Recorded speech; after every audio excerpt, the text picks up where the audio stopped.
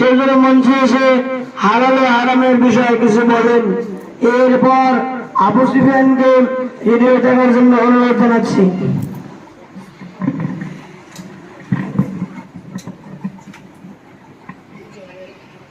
السلام عليكم ورحمة الله وبركاته. وعليكم السلام. الحمد لله وحده والصلاة والسلام على من لا نبي بعده. أما بعد، أعوذ بالله من الشيطان الرجيم. بسم الله الرحمن الرحيم.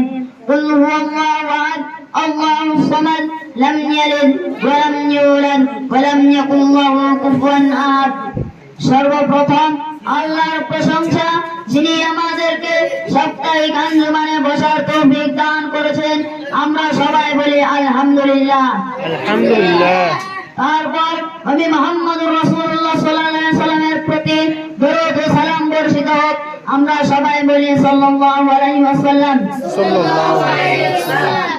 সম্মানীয় উপস্থিতি, আজকে আপনাদের সামনে আমার বক্তব্যের বিষয় হচ্ছে হালাল ও হারাম।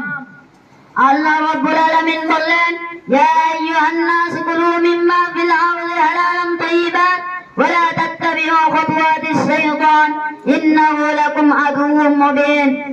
হে মুমিনগণ, পৃথিবীর মধ্যে যা বৈধ পবিত্রতা হতে রক্ষণ করো এবং শয়তানের পদাঙ্ক অনুসরণ করো না, নিশ্চয় সে তোমাদের প্রকাশ্য শত্রু। সূরা বাকারা আয়াত নং 168।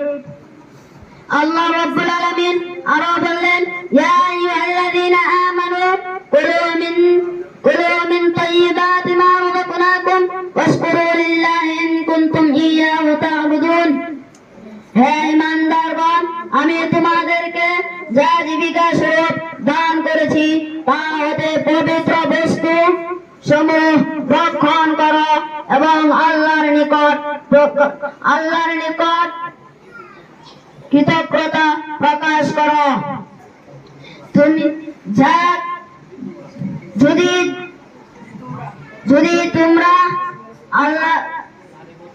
যদি তোমরা তার ইবাদত করো।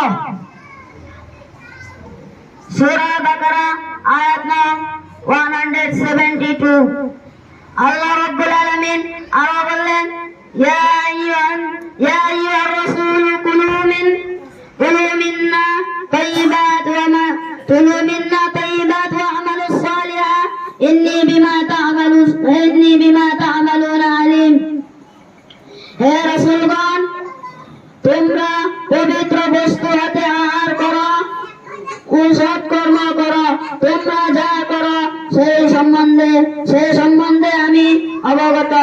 ওয়াকির দাওয়ানা আনিল হামদুলিল্লাহি রাব্বিল আলামিন। আসসালামু আলাইকুম ওয়া রাহমাতুল্লাহি ওয়া বারাকাতুহু।